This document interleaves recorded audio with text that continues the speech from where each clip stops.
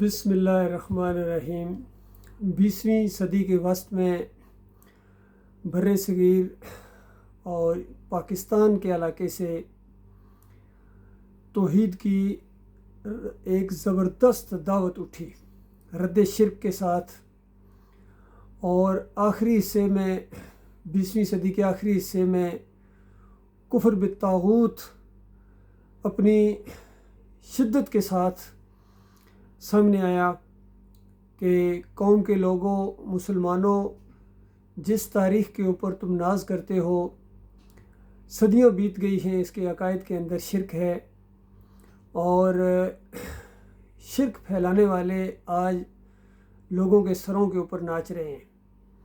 جب تک ان کا کفر نہ کرو، انکار نہ کرو، شرک سے مکمل طور پر بیزاری کا اعلان نہ کرو، اللہ کے ہاں تمہارا کوئی عمل قابل قبول نہیں ہے۔ امام تو کیا، اب تم مقتدی بننے کے لائق نہیں ہو۔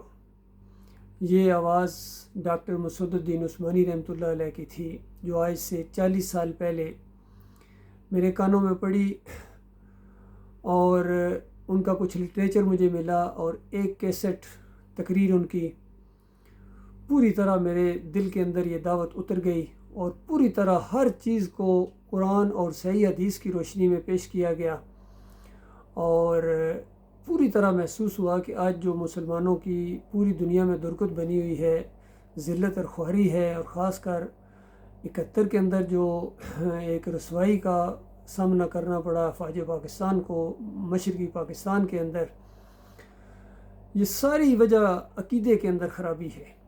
اور نعرے لگاؤ، یا علی مدد، یا رسول مدد، اور شرک اللہ کو گالی ہے۔ تو اللہ کو گالی دینے کے بعد اگر کوئی قوم کہے کہ ہمیں اللہ عزت دے گا دنیا کے اندر، یا مرنے کے بعد ہمیں جنت الفردوس اللہ تعالیٰ دے گا، تو یہ بہت بڑی خام خیالی ہے۔ دیکھیے، سوشل میڈیا کے اوپر ڈاکٹر عثمانی رحمۃ اللہ علیہ کے افکار اور نظریات کے اوپر مذاکرے ہوتے رہتے ہیں، اور خاص کر یہ عام طور پر مولویوں کی طرف سے آتے ہیں، جن کے پیٹ کے اوپر لات پڑی اس دعوت کے حوالے سے۔ جہاں ان کے عقائد کا رد کیا گیا، ان کے اکابرین کا رد کیا گیا، وہاں اجرت کے اوپر بھی ان کے اوپر ایک ہتھوڑا مارا گیا کہ یہ جو صلاۃ پڑھانے کی امامت کے پیسے لیتے ہو، اذان مؤذن جو تنخواہ لیتا ہے، یہ قرآن اور صحیح حدیث کے بالکل خلاف ہے، ناجائز ہے، حرام ہے، اور حرام کھانے والے کی کوئی دعا اللہ قبول نہیں کرتا ہے۔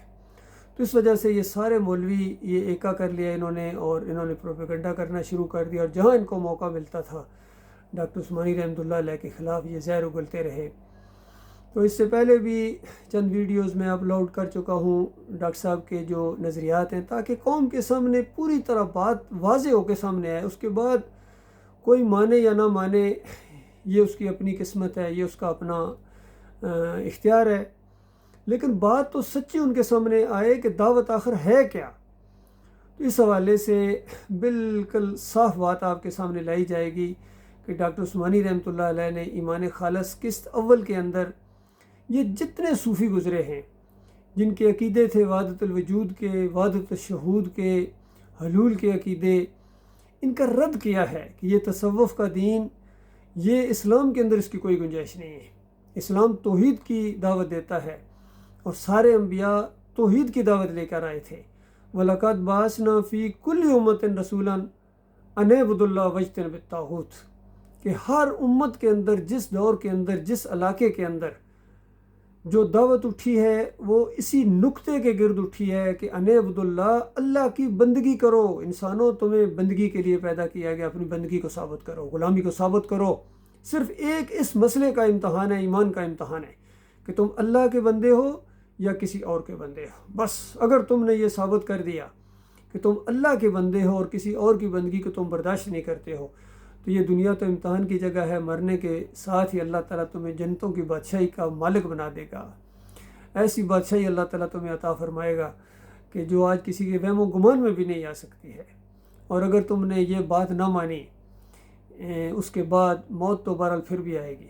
دونوں باتوں میں سے ایک کام تو تم نے کرنا ہی کرنا ہے، یا تو اللہ کی بندگی کے اندر زندگی بسر کرنی ہے، یا اللہ کے علاوہ کسی اور کی بندگی تمہیں لازمی کرنا پڑے گی، چاہے تم جمہوریت کی بندگی کرو، چاہے پیر صاحب کی بندگی کرو، مزاروں کو پوجو، بتوں کو پوجو، گائے کو پوجو، گھوڑے کو پوجو، کسی نہ کسی کی تو بندگی کرنی پڑے گی، کسی نہ کسی جگہ تو اپنا وقت، اپنے مال کو اور اپنی توانائیوں کو تمہیں لگانا ہی پڑے گا۔ تو اگر تم نے اللہ کے راستے میں لگائی ہیں تو اس کا بھرپور بدلہ ہمیشہ کی جنتوں کی شکل میں ملے گا، اور اگر تم نے یہ دعوت رد کر دی تو جنت کی خوشبو تک نہ پا سکو گے، اپنے اکابرین کے ساتھ، اپنے فرقوں کے ساتھ، مسلکوں کے ساتھ، اور جن جن کی تم بندگی کرتے ہو، مورتیوں سمیت، مندروں سمیت، اور اپنے مزاروں سمیت، گنبد سمیت، ہمیشہ ہمیشہ کی آگ کے اندر تمہیں رہنا پڑے گا۔ یہ دعوت اس انداز سے اٹھی۔ پھر جب ان صوفیوں کا رد کیا گیا تو یہ اہل حدیث لوگوں نے کافی حد تک ساتھ دیا، شروع میں خوش بھی ہوئے کہ آپ نے ڈاکٹر صاحب وہ کام کیا ہے جو کسی اور نے نہیں کیا ہے، آپ کی یہ کتاب ہم سنہری حروف سے چھپوائیں گے، اور اس انداز سے تعریفیں کی۔ لیکن ڈاکٹر صاحب نے جب ایک سٹیپ اور آگے اٹھایا کہ دیکھو یہ تصوف میں ان صوفیوں نے مارا ہے، وحدت الوجودیوں نے، حلولیوں نے، اور نور میں نور اللہ والوں نے، اور دوسری طرف یہ عہد روح فی القبر کا جو عقیدہ ہے، قبر پرستی کی جو بنیاد بنا ہے کہ روح اس قبر کے اندر واپس آ جاتی ہے، اور یہ مردہ قبر کے اندر یہ اٹھ کے بیٹھ جاتا ہے، سنتا ہے، دیکھتا ہے، پہچانتا ہے، اور پھر داتائی کرتا ہے، دستگیری کرتا ہے، مشکل کشائی کرتا ہے، پھر یہ عقیدہ اور ترقی کرتا چلا گیا۔ یہ قرآن کے خلاف عقیدہ ہے۔ سمائے موتا کا عقیدہ، حیات النبی فی القبر کا عقیدہ، یہ شرک کی جڑ ہے، اور تمام شہداء جو ہیں وہ جنتوں میں زندہ ہیں۔ اس پر چھوٹا سا ایک اور کتابچہ بھی ڈاکٹر صاحب نے لکھا کہ انبیاء اور شہداء جنتوں میں زندہ ہیں، ان دنیاوی قبروں میں نہیں، اور نبی علیہ السلام جنت الفردوس میں اعلیٰ مقام جس کا نام الوسیلہ ہے وہاں زندہ ہے، اور مدینے والی قبر میں وہ زندہ نہیں ہیں۔ تو اس کتاب کے اندر جب یہ سب بڑوں بڑوں کے نام آئے، احمد بن حنبل، ابن تیمیہ، ابن قیم، ابن حجر عسقلانی، اور جتنے یہ مسلک تھے بریلوی، ان کے اعلیٰ حضرت ابو لالا، اور جتنے یہ دیوبندیوں کے اکابرین تھے، قاسم نانوتوی، اشرف علی تھانوی، گنگوئی، اور اس کے بعد یہ اہل حدیثوں کے جتنے اکابرین تھے، میاں نذیر اور شاہ ولی اللہ کا پورا خاندان، بدی الدین راشدی، یہ سارے جتنے اکابرین تھے ان کے اہل حدیثوں کے، حتیٰ کہ یہ حنبلی اور ان کے عبداللہ بن باز اور عبد الوہاب نجدی، سارے بد عقیدہ ثابت کر دیے گئے کہ یہ عہد روح فی القبر کے عقیدے کے قائل تھے کہ یہ مردہ سنتا ہے، یہاں نبی علیہ السلام کی روح واپس آ جاتی ہے، اور خود اپنے کانوں سے صلاۃ والسلام سنتے ہیں اور دور سے پہنچایا جاتا ہے۔ تو ڈاکٹر صاحب نے ثابت کیا کہ نہیں، ہمارا صلاۃ والسلام جو ہے یہ ایک دعا ہے، اور توحید کی سب سے بڑی دعا ہے، اس کو اللہ سنتا ہے، فرشتے لکھتے ہیں، اللہ کے پاس لے کے جاتے ہیں، اور کسی اور کے پاس نہیں لے کے جاتے۔ اگر تم یہ عقیدہ رکھو کہ نبی علیہ السلام کے سامنے یہ چیزیں پیش کی جاتی ہیں تو پھر تمہارے دو معبود ہو گئے۔ تو اس طرح پھر اہل حدیثوں کے اندر بھی کھلبلی مچی، اور انہوں نے بھی مخالفت کرنا شروع کر دی۔ تو اس انداز سے یہ دعوت سامنے آئی، فرقہ پرستوں نے مل کر اس کی مخالفت کی، توحید کی، ایمان خالص کی، توحید خالص کی۔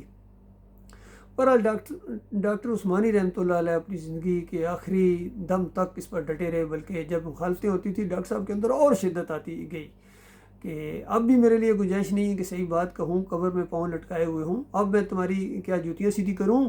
تو اس انداز سے ڈاکٹر صاحب نے چڑھائی کی، وہ جو کہتے ہیں attack is the best defence. Doctor صاحب ڈیفینسو نہیں تھے، افینسو تھے، انہوں نے اٹیک کیا کفر شرک کے اوپر، طاغوت کے اوپر۔ بہرحال ڈاکٹر صاحب کی زندگی کے اندر ان کے جو کزن تھے کمال عثمانی، اس نے اختلاف کیا، پہلے ساتھ دیا، اس نے کافی محنت بھی کی، لیکن اس کے بعد اس کے اوپر ایسا شیطان کا وار ہوا کہ پھر وہ انہی مولویوں کے ساتھ مل گیا، اور اجرت کے معاملے میں اور اپنے اکابرین کی محبت کی وجہ سے رد طاغوت کرنا اس نے چھوڑ دیا۔ اس پر ڈاکٹر صاحب کو بڑا صدمہ پہنچا، لیکن ڈاکٹر صاحب نے ہمت نہیں آ رہی، آگے بڑھتے گئے ڈاکٹر صاحب، اور 1986 میں ڈاکٹر صاحب کی وفات ہو گئی۔ ڈاکٹر صاحب کی وفات کے فوراً بعد، یعنی 3 مہینے بعد ہی ایک گروپ نے پھر رد طاغوت کرنا چھوڑ دیا، اور اس میں یہ امیر بادشاہ اور عبد القادر سومرو، اور پھر بعد میں ایک غضنفر چشتی، جو شروع میں بڑے قریبی لوگ تھے لیکن آہستہ آہستہ یہ پیچھے ہٹ گئے، اور آگے جا کے پھر جو ملتانی، یہ کیا نام ہے، ڈاکٹر بشیر، یہ بھی پیچھے ہٹا، عبد الہادی پیچھے ہٹا، اور یہ بخشزادہ گروپ جو آج کل ایکٹیو ہے، انہوں نے حدیثوں کا انکار کر کے، یہ دجال والی روایتوں کا انکار کر کے، اور رفع عیسیٰ، نزول عیسیٰ ان کا انکار کر کے یہ بھی علیحدہ ہو گئے. یعنی کہیں نہ کہیں انہوں نے قرآن سے انکار کیا. لیکن جماعت والوں نے ان کی کوئی پرواہ نہیں کی. جماعت ذرا زیادہ منظم ہوتی گئی. جماعت کے امیر محمد حنیف صاحب بنائے گئے تھے. انہوں نے کافی محنت کی، اس کو منظم کرنے کی کوشش کی، اور بڑے مراکز قائم ہوئے، مساجد قائم ہوئیں. لیکن شیطان بھی تو نظر جمائے ہوئے تھا اس جماعت کے اوپر جو شرک سے پاک ہو گئی تھی. پھر اس جماعت کے اندر ایک گروپ اس نے بغاوت کی، یعقوب علی نے اور سرفراز صاحب نے. ان کا ایک آج کل گفتگو جو 1.25 گھنٹے کی ایک تقریر ہے، حکیم رمضان جو پنجاب کے ناظم تھے ان کی، اور جو مرکزی شورا کے رکن تھے سرفراز احمد، ان کی گفتگو 1.25 گھنٹے کی. اندروں اندر یہ لگے ہوئے تھے جماعت کو ہائی جیک کرنے میں، رجیم چینج کرنے میں. تو پکڑی گئی وہ کیسٹ ان کی، اور پھر انہوں نے جماعت سے علیحدگی اختیار کر لی. کوئی جواز نہیں تھا، کوئی اس وقت جماعت کے اندر کسی قسم کا شرک نہیں تھا. جو کچھ نظریاتی کمزوریاں آ گئی تھیں محمد حنیف صاحب کے اندر، انہوں نے کھلے دل سے اسٹیج کے اوپر اس سے توبہ بھی کی، معافی مانگی، اور تلافی بھی ہوئی. یعنی آپس میں پھر گلے ملے لوگ، اور پھر معاملہ. لیکن دراڑ جو اندر آ چکی تھی وہ اعتماد پھر بحال نہ کر سکے ایک دوسرے کا، اور یہ گروپ علیحدہ ہو گیا سرفراز اور یعقوب علی کا. اور پھر یہ گروپ آگے مزید 4 گروپوں کے اندر بٹ گیا. سب سے پہلا اختلاف سعید احمد نے کیا، لانڈی والے نے، انیس الدین نے، اور یہ سجدہ یوسف کے حوالے سے کہ خاندان یعقوب علیہ السلام نے، ان کا کہنا یہ تھا کہ پورے خاندان نے شکر گزاری کے طور پر یوسف علیہ السلام کے سامنے سجدہ کیا. اس سے پہلے عبداللہ 17 رسالہ کے اندر یہ مضمون آ چکا تھا. وہاں یہ لغوی معنوں میں سارے مانتے تھے، اور یہ کہ سجدہ گھٹنے ٹیک کے کوئی نبی دوسرے نبی کو، اور پھر باپ اپنے بیٹے کو سجدہ کرے، یہ تو ہر شریعت کے اندر ناجائز رہا ہے، حرام رہا ہے، خارج از امکان رہا ہے. بلکہ نبی علیہ السلام تو آخری دنوں کے اندر لعنت بھیجتے تھے یہود و نصارہ کے اوپر. لعن اللہ الیہود والنصارى اتخذوا قبور الانبیاء والصالحین مساجدہ، کہ اللہ کی لعنت یہود و نصارہ کے اوپر، انہوں نے اپنے انبیاء اور صالحین کی قبروں کو سجدہ گاہ بنا لیا، لعنت پڑی. تو یہ کہنا کہ پچھلی شریعتوں میں یہ جائز تھا، یہ بالکل بے تکی تفسیر ہے جو ان سعودیوں کے تفسیروں میں بھی آ گئی ہے، اور ابن کثیر اور اس طرح سارے لوگ یہ چیزیں لائے ہیں. ڈاکٹر سرار اس پر زور دیتے ہیں، علی انجینئر اسی شرک کے عقیدے پر زور دیتے ہیں. یہ اپنایا انہوں نے قرآن کے خلاف عقیدہ.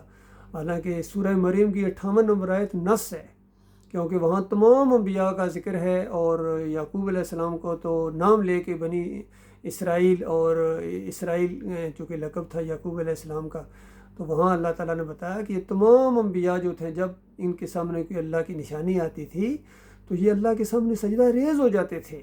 اسی طرح سورہ آل عمران کے اندر اللہ تعالیٰ نے بیان کیا زور دے کے، جب یہود و نصارہ نے اپنے انبیاء پر الزام لگایا کہ انہوں نے ہمیں یہ سب کچھ سکھایا ہے، تو اللہ تعالیٰ نے جواب دیا کہ کچھ ہوش ہے، انبیاء کیسے ہوتے ہیں. ما کان للبشر، کسی بشر کا یہ کام نہیں ہے کہ اللہ اس کو نبوت عطا فرمائے، کتاب دے، حکمت اور دانائی عطا فرمائے، اور پھر وہ لوگوں سے کہے کہ اللہ کو چھوڑ کر میرے بندے بن جاؤ، یعنی مجھے رکوع سجدے کرو. کبھی ہو سکتا ہے؟ اسی طرح یوسف علیہ السلام سورہ یوسف کے اندر جیل میں کہتے ہیں کہ دیکھو ہمارا یہ کام نہیں ہے کہ ہم اللہ کے علاوہ کسی اور کی بندگی کریں، اللہ کا حکم ہے کہ ہم اللہ کے علاوہ کسی اور کی بندگی نہ کریں. اور اس طریقے سے زور دیا انہوں نے وہاں. اور پورا خاندان صبر و شکر کی زندگی بسر کرتے رہے. 2 انبیاء کی زندگی کے واقعات ہیں اس سورہ کے اندر. جب مشکل حالات آئے ہیں تو انہوں نے صبر کیا ہے، اور جو اچھے حالات آئے تو انہوں نے شکر کیا ہے. شکر گزاری کے طور پر پورا خاندان اللہ کے سامنے سجدہ ریز ہو گیا. یہ ہے پورا معنی مفہوم اس واقعات کا. ڈاکٹر عثمانی رحمۃ اللہ علیہ نے بھی اس پر مختلف اینگل سے روشنی ڈالی ہے کہ دیکھو وہاں اور بھی خواب ہیں. وہاں وہ جو روٹیاں جس طرح کسی نے سر میں اٹھائی تھی پرندے، تو وہاں روٹیاں وغیرہ نہیں تھی، بلکہ وہاں اس کا مطلب یہ لیا گیا کہ اس کو سولی پر چڑھایا جائے گا.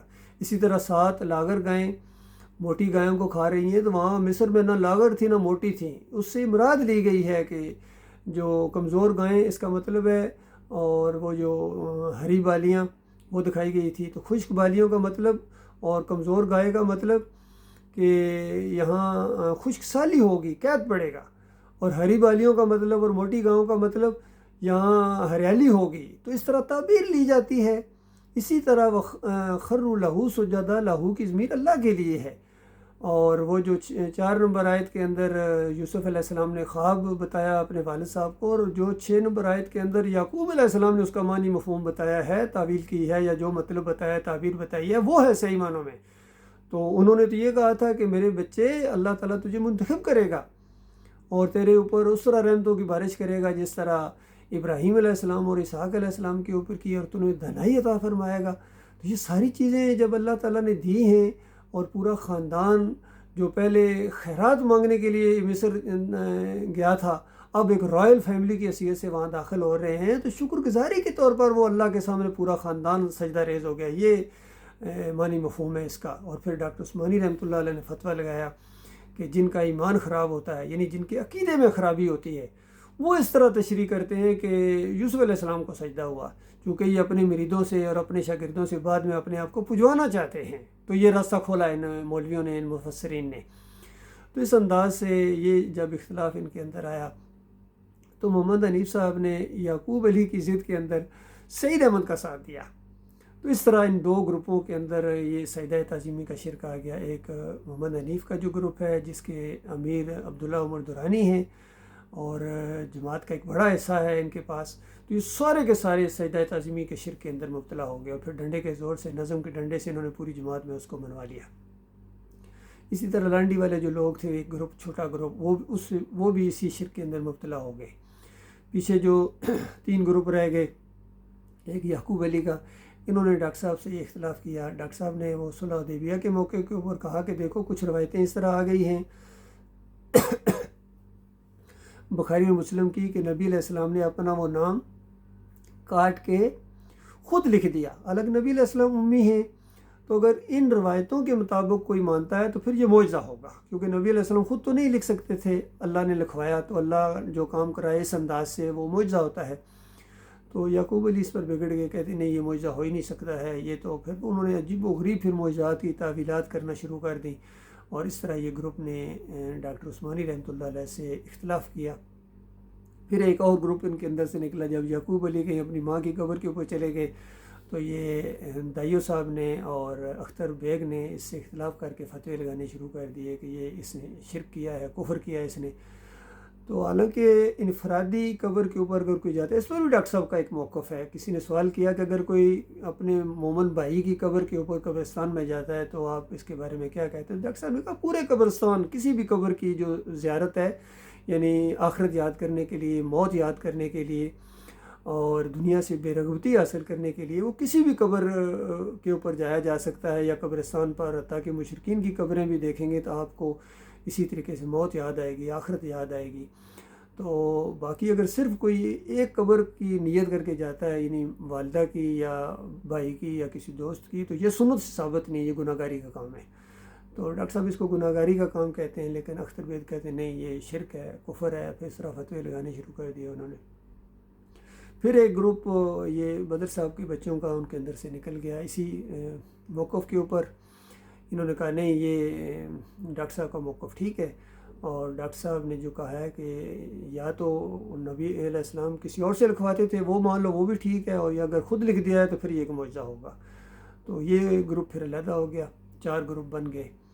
پھر آگے جا کے جب یہ سجدہ تعظیمی کا معاملہ آیا محمد حنیف کے اندر 2017 کے اندر، انہوں نے تفسیر لکھی، تو وہاں انہوں نے اپنے عقیدے کا اظہار کیا اور ایسے لوگوں کی گرفت کی جو اللہ کو سجدہ مانتے تھے، شکر گزاری کا سجدہ مانتے تھے. ان کو انہوں نے جماعت سے نکالنا شروع کر دیا، انتشاری اور باغی اور مرتد تک قرار دے کے انہوں نے یہ کارنامہ انجام دیا. یہ ان کے حصے میں آیا. پھر ایک گروپ جو ڈاکٹر صاحب کا اصلی ساتھی تھا اسی موقف کے اوپر، جو بالکل بال برابر بھی اختلاف نہیں کرتا تھا، انہوں نے دعوت کو جاری رکھا. آگے یہ دعوت بڑھتی جا رہی تھی. عبداللہ رسالے کو آگے بڑھایا. 26 پر جماعت نے چھوڑا تھا، 27واں 28واں 29واں عبداللہ نے آگے پرنٹ کرنا شروع کر دیا. اب انشاءاللہ 30 نمبر والا عبداللہ بھی آئے گا سب بھائیوں کے سامنے. تو یہ سب لوگوں سے میں مخاطب ہوں. دیکھو یہ بڑی زبردست دعوت اٹھی ہے ڈاکٹر عثمانی رحمۃ اللہ علیہ کی، اور اس میں قرآن کی کتنی آیات ہیں کہ تفرقہ بازی نہ کرو، آپس میں اختلافات نہ کرو، اور نبی علیہ السلام کی کتنی تنبیہات ہیں۔ تو یہ پہلے مسلک پرستوں پر اعتراض کیا جاتا تھا کہ انہوں نے فرقے کیوں بنائے ہیں، اب تم خود گروپوں میں بٹ گئے ہو تو وہ تو تمہیں تانے دیں گے اور دے بھی رہے ہیں۔ تو سجدہ تعظیمی کا شرک جو میں نے کتابچہ لکھا تھا اس کے اندر میں نے ان کو احساس دلایا کہ دیکھو تم پھر ان لوگوں کا مقابلہ نہیں کر سکو گے اگر اس طرح تم نے موقف اختیار کیا۔ لوگ آپ سے سوال کریں گے کہ دیکھو ڈاکٹر عثمانی کا فتویٰ ہے کہ جو یوسف علیہ السلام کو سجدہ مانتا ہے اس کا عقیدہ خراب ہے، اور محمد حنیف صاحب کہہ رہے ہیں کہ جو یوسف علیہ السلام کو سجدہ نہ مانے وہ قرآن کا انکاری ہے۔ تو لوگ تم سے پوچھیں گے کہ بتاؤ ان دونوں میں سے کس کا عقیدہ صحیح ہے اور کفر کس کا کرو گے؟ تو وہ کیا کرو گے؟ وہاں تم چپ ہو جاؤ گے۔ جب تم چپ ہو جاؤ گے، جس طرح آج کل یہ چپ ہیں، لوگ ان کو کہتے ہیں کہ ڈاکٹر عثمانی رحمۃ اللہ علیہ کے بارے میں پھر کیا خیال ہے، یہاں چپ ہو جاتے ہیں۔ تو اگر کوئی اہل حدیث اپنے کابرین کا رد نہ کرے، شرکی عقائد کا رد نہ کرے، کوئی دیوبندی رد نہ کرے، چپ ہو جائے، تو بتاؤ اس کو کیا سمجھتے تھے آپ؟ تو یہاں یہ بری طرح پھنس گئے ہیں۔ تو پھر اس کے بعد یہ جو ڈاکٹر عثمانی رحمۃ اللہ علیہ کے اصلی ساتھی تھے، ان کے اندر ایک یہ معاملہ آیا کہ جب ڈاکٹر صاحب کا یہ موقف سامنے آیا کہ دیکھو یہ جو توحید کا بیان ہے ویڈیوز کے ذریعے، ٹی وی کے اوپر اگر کوئی بندہ درس دیتا ہے تو یہ ٹی وی کے اوپر درس اور ویڈیو کے ذریعے توحید کو پھیلانا ایمان اور اسلام کے لیے یہ بالکل جائز ہے، کسی حدیث کا انکار نہیں آتا ہے اور یہ تصویر کے زمرے میں نہیں آتا ہے۔ تو اس انداز سے جب ڈاکٹر صاحب کی یہ بات سامنے آئی، کیونکہ اس سے پہلے محمد حنیف صاحب اس کو بہت روکے ہوئے تھے، وہ اس کو تصویر کے زمرے میں کہتے تھے اور حرام سمجھتے تھے، لیکن جب محمد حنیف صاحب سے اعتماد اٹھ گیا اس عقیدے کی خرابی کی وجہ سے، تو ڈاکٹر صاحب کی جو بات سامنے آ رہی تھی وہ اس میں بڑے دلائل تھے، اس میں بڑا وزن ہے۔ جدید دور کے اندر ماڈرن ٹیکنالوجی کی وجہ سے یہ دعوت تیزی کے ساتھ پھیلانے کا مؤثر ترین ذریعہ ہے، اور وہ جو نبی علیہ السلام نے جو مصور کو اور ان تصویروں کو یا پتھر کے اوپر یا کپڑے کے اوپر بنا کے جو لٹکاتے تھے اور پھر ان کی بندگی ہوتی تھی، شرک کی طرف لے جانے والی وہ چیزیں ہوتی تھی، اس سے نبی علیہ السلام نے منع کیا ہے۔ یہ ویڈیو تو بالکل جدید ٹیکنالوجی ہے، اس کے ذریعے تو آپ شرک کا رد کریں گے اور توحید کی دعوت دیں گے، تو یہ کیسے حرام ہو گیا، کیسے ناجائز ہو گیا؟ تو ان لوگوں نے اس میں معراج الدین صاحب نے بہت ایکٹیو رول ادا کیا، پھر کمال خان صاحب نے، پھر عاطف زرین صاحب نے، 2-3 اور بھی ان کے ہیں جنہوں نے اس موقف کو اپنایا اور ڈاکٹر صاحب سے اختلاف کیا ہے، کیونکہ ڈاکٹر صاحب نے کہتے ہیں جائز ہے، یہ کہتے ہیں حرام ہے۔ تو بتاؤ ایک عالم دین کی بات کو مانا جائے، موحد عالم دین کی بات کو مانا جائے، یا ان کی بات کو مانا جائے جو حدیث کو پڑھنا بھی نہیں جانتے؟ اندازہ لگائیے۔ اور ذرا بھی ان کے اندر اس فہم نہیں ہے کہ کتنی چیزیں ہیں قرآن میں۔ تو دیکھیے آیا ہے کہ گھوڑوں کو تیار رکھو اور اپنے نیزوں اور تیروں کو تیار رکھو دشمنوں کے لیے، تو آج آپ جہاز بنا رہے ہیں، ٹینک بنا رہے ہیں، میزائل بنا رہے ہیں، ان کا تو ذکر ہی نہیں قرآن میں۔ تو اتنا تو انسان کے اندر فہم ہونا چاہیے کہ یہ جدید ترین حالات ہیں، یہ جنگ کا معاملہ ہے۔ تو اسی طریقے سے جس طرح لاؤڈ سپیکر کا استعمال ہوتا ہے اور آڈیوز کا استعمال ہوتا ہے، شروع میں مولویوں نے تو لاؤڈ سپیکر کے اوپر بھی فتوے دیے تھے کہ حرام ہے، اور بعد میں ان کی ساری مساجد کے اندر لاؤڈ سپیکر ہیں۔ اور یہ جو ویڈیو کو حرام کہتے ہیں، ان کی مسجدوں کے اندر اندازہ لگائیے، لاہور فیصل مسجد، فیصل پارک کے اندر، فیصل پارک مسجد کے اندر، مسجد توحید کے اندر ویڈیو وہ لگے ہوئے، کیمرے لگے ہوئے ہیں۔ تو یہ تو جدید ٹیکنالوجی ہے، چوروں کو پکڑنے کے لیے، جوتی چوروں کو پکڑنے کے لیے یہ ساری چیزیں ہوتی ہیں۔ تو توحید پھیلانے کے لیے تمہیں صرف حرام نظر آتا ہے یہ، باقی ہر وقت تو دوسری سوشل میڈیا کے اوپر بھی چیزیں دیکھتے رہتے ہو، تعلیم کے اندر تمہارے بچے پڑھتے ہیں، تمہاری جیبوں میں ہر وقت نوٹ رہتے ہیں جس کے اوپر تصویریں بنی ہوئی ہیں، اور شناختی کارڈ کے اوپر، پاسپورٹ کے اوپر، ہر جگہ یہ کیمرے لگے ہوئے ہیں۔ تو یہ وہاں تمہارے لیے حلال ہوتا ہے؟ کہتے ہیں وہاں تو مجبوری ہے نا جی، یعنی دنیا حاصل کرنے کے لیے تمہاری مجبوری ہے، اور آخرت کے لیے، خالص مالک کی رضا کے لیے ان توحیدی ویڈیوز کو اگر پھیلایا جائے لوگ زیادہ سنتے ہیں۔ یقین کیجئے دوسرے جو آئیڈیوز ہوتے ہیں چند مہینوں یا چند ہفتوں کے بعد اگر 300-400 اس کے ویوز ہوتے ہیں تو یہ لاکھوں تک پہنچ جاتے ہیں ویڈیوز والے۔